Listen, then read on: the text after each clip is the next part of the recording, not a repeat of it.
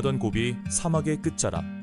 차가운 새벽 공기를 가르며 거대한 금속 원통의 대륙간 탄도미사일이 하늘로 솟구쳐 오릅니다. 이 발사 시험은 지난 10년간 천문학적인 자본을 쏟아부은 중국의 군사적 자부심이자 그들이 미국을 넘어설 대국임을 증명할 결정적 무대였지만 발사 직후 미사일은 기괴하게 요동치기 시작합니다. 궤도를 벗어난 불꽃이 허공에서 산산조각나며 사막으로 처박히자 통제실의 기계음은 멈췄고 장성들의 얼굴은 잿빛으로 변했습니다. 이는 단순한 시험 발사의 실패나 기계적 결함이 아니었습니다.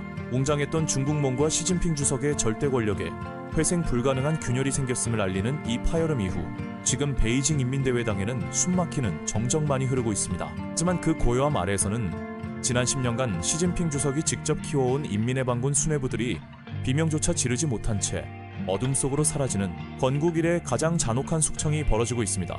수십 명의 장성들이 소리 소문 없이 단두대 위로 끌려가는 피바람 속에서 우리는 아주 기이하고 소름 돋는 장면 하나를 목격하게 됩니다. 숙청설이 파다한 장유샤 군사위 부주석의 사진이 관영 매체에 버젓이 걸려있는 것을 두고 서방 언론은 반대 세력의 저항을 의심하지만 중국의 권력 구조를 아는 이들은 고개를 젓습니다. 시진핑의 장악력이 완벽에 가까운 중국에는 반대 세력이 공개적으로 저항할 시스템 자체가 존재하지 않는데 그렇다면 왜 그의 흔적이 여전히 남아있는 것일까요? 그것은 안으로는 피가 튀는 권력 암투가 벌어지면서도 밖으로는 아무 일 없다는 듯 기괴한 평온함을 유지하는 중국 특유의 통치 문화인 내기내장 때문입니다. 이 기괴한 평온함은 역설적으로 공산당 수뇌부가 마주한 공포의 크기를 증명하며 오늘 우리가 파고들 이야기는 수천조 원을 쏟아붓고도 가난해지는 거대한 중국의 현실에 대한 것입니다. 공들여 만든 무기들이 왜 하룻밤 사이에 고철덩어리가 되었고 이것이 어떻게 중국 경제 전체를 서서히 죽이고 있는지에 대한 거대한 붕괴의 서사입니다.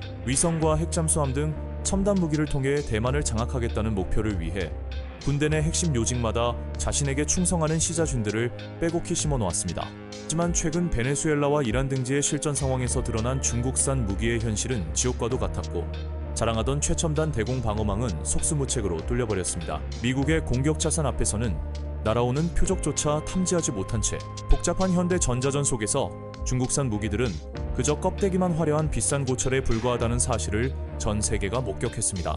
10년 넘게 천문학적인 예산을 결제하며 믿을 만한 사람들을 앉혀놓았던 시진핑 주석에게 먹통이 된 레이더와 맹물이 채워진 미사일은 엄청난 분노와 충격이었습니다. 이는 단순한 방산 비리를 넘어 국가 시스템이 진실을 말할 능력을 상실했다는 사망 선고였기에 시진핑은 지금 중국 군대를 밑바닥부터 무자비하게 뒤집어 엎고 있는 것입니다.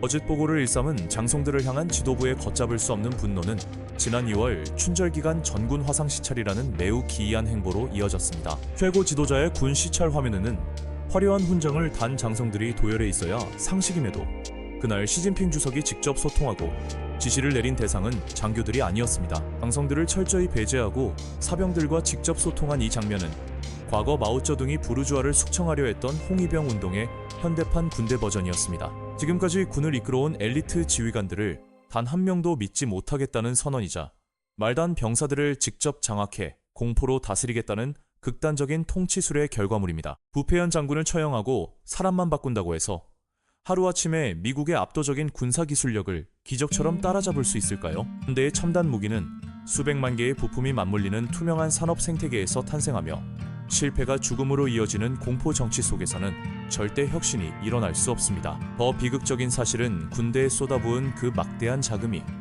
항공모함을 띄우고 인공위성을 쏘아 올리느라 벼랑 끝으로 내몰린 중국 인민들의 피와 땀에서 나왔다는 것입니다. 화려한 상하이 마천루의 이면을 살펴보면 리커창 총리가 생전에 폭로했던 믿기 힘든 숫자인 월 36만 원으로 버티는 인구가 무려 10억 명에 달하는 진짜 민낯을 마주하게 됩니다.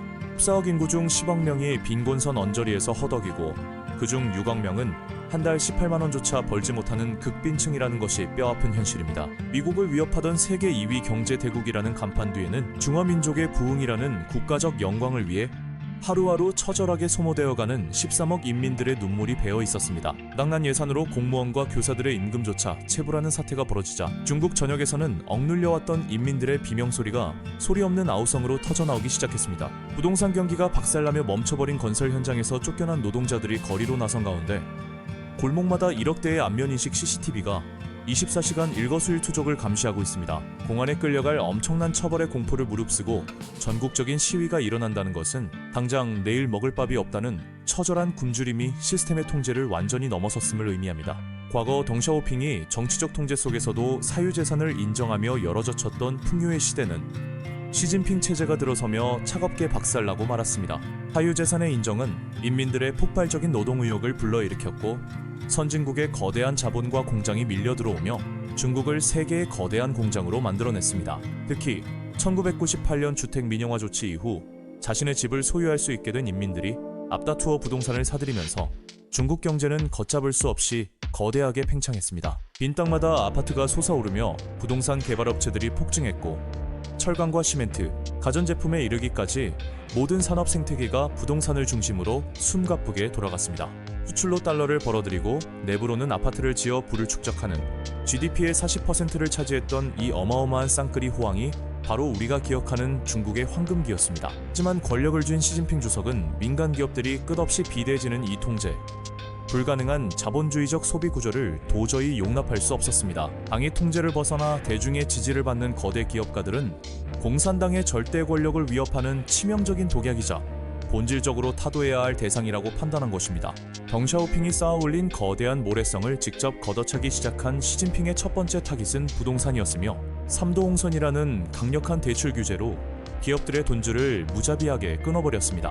홍다와 비구이 위안 같은 세계적 규모의 부동산 개발사들이 하루아침에 파산 지경으로 내몰리면서 기업 붕괴의 끔찍한 피해는 고스란히 인민들에게 돌아갔습니다. 완공도 되기 전에 30년 치빚을 내어 집값을 지불했던 선분양제에 덫에 걸린 인민들은 건설사가 망하면서 짓담한 콘크리트 유령 건물만을 멍하니 바라보게 되었습니다. 전 재산이 콘크리트 무덤에 묶여 지갑이 굳게 닫히자 물건이 팔리지 않아 공장이 문을 닫고 청년들은 일자리를 잃는 완벽한 디플레이션의 수렁에 빠져버렸습니다. 내수가 쪼그라들자 시진핑은 신질 생산력이라는 대안을 내세우며 국유은행의 막대한 자금을 부동산 대신 전기차와 태양광 등 첨단 산업에 융단 폭격하듯 쏟아부었습니다. 첨단 산업 육성으로 억지스레 GDP 숫자를 방어하고 침체된 경제를 살려내겠다는 계산이었지만 이는 인민의 삶을 외면한 치명적인 오판이었습니다. 이 거대한 투자는 인민들의 팍팍한 삶을 개선하는 것이 아니라 오직 미국의 패권에 도전하기 위한 속빈 껍데기용 전략 무기를 키우는 것에 불과했습니다. 막대한 불법 보조금을 등에 업은 중국산저가 전기차와 첨단 제품들이 쏟아져 들어오자 미국과 유럽은 바보가 아니라는 듯 즉각 살인적인 관세 폭탄에 철벽을 쳤습니다. 내수는 부동산 붕괴로 회복불능의 타격을 입고 최후의 살 길이라 믿었던 첨단 산업 수출마저 지정학적 장벽에 가로막히며 중국은 완벽한 사면초가에 빠졌습니다. 천문학적인 돈을 퍼부은 군사 무기마저 실전에서 고철 덩어리로 판명난 이 거대한 딜레마 속에서 국가는 위기를 해결할 최소한의 능력마저 완전히 상실했습니다. 패권을 포기할 수도 통제력을 잃을까 두려워 민간에 자유를 주고 소비를 장려할 수도 없는 이 숨막히는 모순이 지금 중국 공산당의 발목을 옥죄고 있습니다. 우리는 냉정하게 현실을 직시해야 합니다. 중국이라는 거대한 국가는 영화 속 한 장면처럼 하루아침에 나라가 두 쪽 나며 산산조각 붕괴하지는 않을 것입니다. 과거 수천만 명이 굶어 죽는 참상 속에서도 반정부 시위 없이 체제를 유지했던 역사처럼 숨막히는 디지털 감시망이 살아있는 한 겉보기에 그들의 체제는 굳건할지도 모릅니다. 그러나 진정으로 무섭고 잔인한 붕괴는 국가가 망하는 것이 아니라 그 안에서 하루하루를 버티는 14억 인민들이 천천히 그리고 끝없이 가난해지는 것입니다. 청년들은 배달기사 외에 직장을 구하지 못하고 중산층은 부채에 허덕이며 정부는 남은 돈마저 쓸모없는 미사일에 탕진하는 거대한 좀비 경제가 도래했습니다. 부동산이 멈춰 굴착기 수출이 끊기고 내수가 식어 화장품이 외면받는 이 비극적인 서사는 중국과 명운을 함께 해온 한국 경제를 덮칠 거대한 해일입니다. 패권이라는 허상에 사로잡혀 경제의 피를 말려버린 중국식 통제 경제의 몰락 속에서 끝없이 가라앉는 배를 피해 우리는 생존을 위한 새로운 항로를 필사적으로 찾아야만 합니다.